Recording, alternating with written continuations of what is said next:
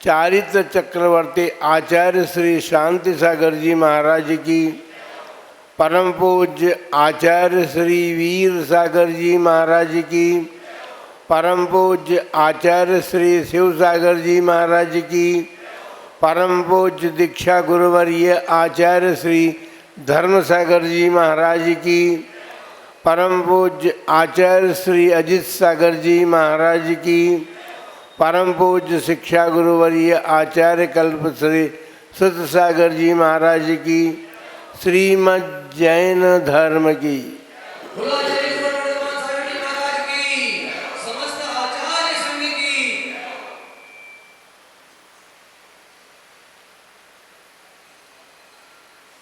हम सभी का सौभाग्य है, आप भी उसमें आ गए, हम भी आ गए, हम सभी का परम सौभाग्य है कि हमने श्रीमद् जैन धर्म प्राप्त किया है। अर्थात ऐसा धर्म प्राप्त किया है जिसमें देव के बाद गुरु का स्थान भी है और बीच में शास्त्र है। भगवान की वाणी शास्त्र के रूप में हमें प्राप्त है और देव के द्वारा प्रतिपादित मार्ग पर चलने वाले गुरुजन होते हैं।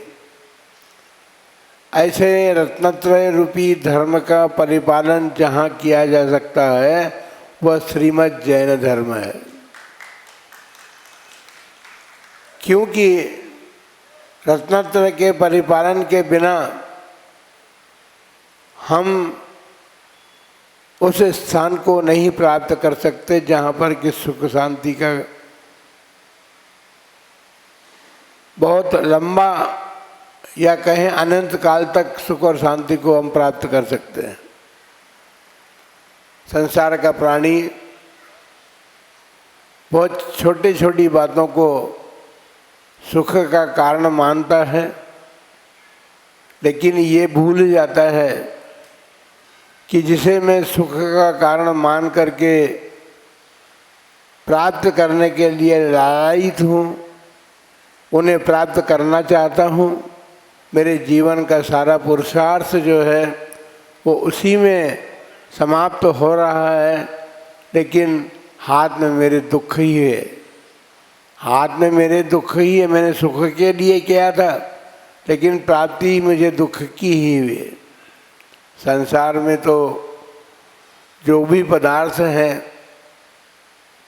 वे इंद्रिय सुख के लिए हैं या मानसिक सुख उससे हम प्राप्त कर लेते हैं कि हमने ऐश्वर्य प्राप्त कर लिया है, हम सुखी हैं इत्यादि रूप से मन को शांति देने वाला मानता है। बंधुओं, 20वीं शताब्दी में परम पूज्य चारित्र चक्रवर्ती आचार्य श्री शांति सागर जी महाराज हुए। उनके पूर्वज बीजापुर कर्नाटक में रहते थे और वहाँ पर वे देसाई कहलाते थे, किंतु वहाँ पर आताताइयों के आक्रमण के कारण वो पूरा का पूरा परिवार कर्नाटक के भोज ग्राम में आकर के निवास करने लगा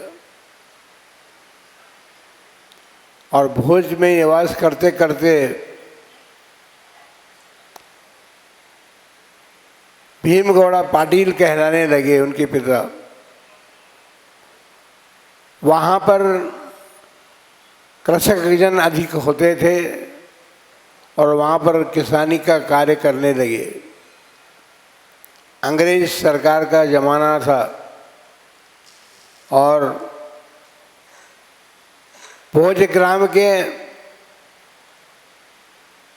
भीमगौड़ा को पाटिल की उपाधि प्राप्त थी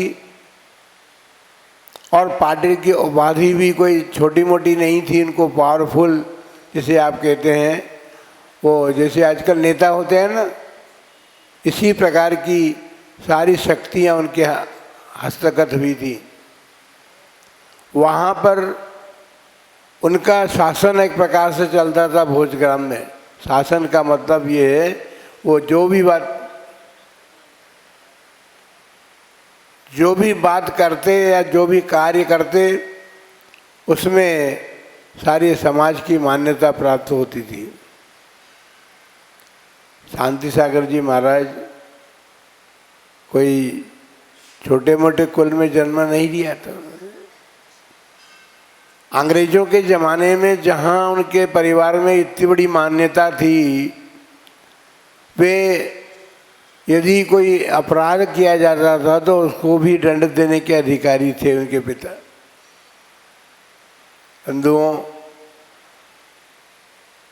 पर आचार्य श्री शांति सागर जी महाराज के साथ 9 के अंक का बड़ा संबंध रहा है। अक्षय अनंत अंक है। 9 का पहाड़ा यदि आप पढ़ें तो 9 ढाई 90 तक 9 का अंक उनका पीछा नहीं छोड़ता। 18 सितंबर को उन्होंने जन्म लिया 1872 में। अब लगाइए आप कि कितने अंक कि सबको जोड़ लगाओ तो कितना अंक मिलेगा। 18 सितंबर तो 18, 8 और 1 9, और 9 सितंबर, फिर उसके बाद में 1872, सभी दूर 9 के अंक का ही संबंध रहा है।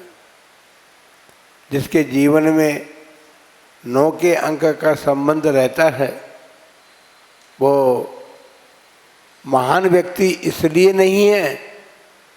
महान व्यक्तित्व तो उनके इसलिए था कि वो धर्म के आधार थे, क्योंकि पहले उन्होंने धर्म धारण किया और धर्म धारण करने के बाद वे धर्म के आधार बने हम सभी के लिए। जो धर्म धारण करता है, जो धर्मात्मा होता है, वही धर्म के लिए प्राणियों को आधार बन सकता है, प्राणियों के लिए, और अपने वाणी के द्वारा और अपने आचरण के द्वारा वे समाज को प्रभावित कर सकते हैं। आचार्य महाराज ने जन्म लिया, लेकिन 6 के अंक ने भी उनका पीछा नहीं छोड़ा। 6 के अंक का उनके जीवन में बड़ा महत्व रहा है। उन्होंने 24 मतलब 6 जब भी उन्होंने जो अच्छे कार्य किए, कोई मुहूर्त को नहीं देखा उन्होंने, कि वे ज्योतिष शास्त्र के ज्ञाता भी नहीं थे, लेकिन अंक ज्योतिष जो है उनके पीछे रही। और उन्होंने अपने जीवन काल में जो कुछ प्राप्त किया, उसमें सबसे बड़ी चीज़ थी विवेक। विवेक एक ऐसा वस्तु है, ऐसे पदार्थ है, जिस विवेक को प्राप्त करके व्यक्ति अपने जीवन को महानता की ओर ले जा सकता है। हे और उपादेय का विवेक सभी को मालूम है, लेकिन उसको अपनाता कोई नहीं है। हे को छोड़ने के लिए कहा गया है। जो छोड़ने योग्य पदार्थ हैं, छोड़ने योग्य बात है, उसको तो हम जोड़ रहे हैं अपने जीवन में। और जो उपाधि अर्थात ग्रहण करने योग्य है, उसको हम अपने जीवन से दूर करते चले जा रहे हैं। बंधुओं, श्रीमद् जैन धर्म ऐसा नहीं है।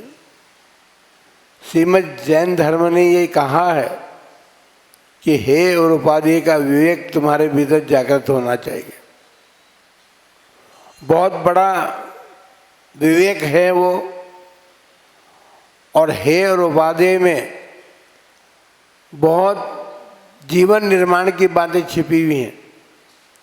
यदि हम हे और उपाधि के गणित को भली प्रकार समझ लें तो सुनिश्चित बात है कि हमारा जीवन जो है महानता की ओर बढ़ सकता है। इसके लिए कोई शंका करने की बात नहीं।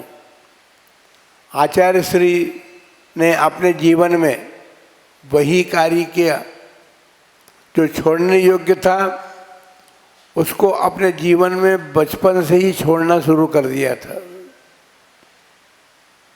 और जो ग्रहण करने योग्य था, उपादेय था, उसको उन्होंने अपने जीवन में बचपन से ही अपनाना शुरू कर दिया था। आप बताइए 9 वर्ष का बालक कितना बड़ा होता है, और माता पिता ने पता नहीं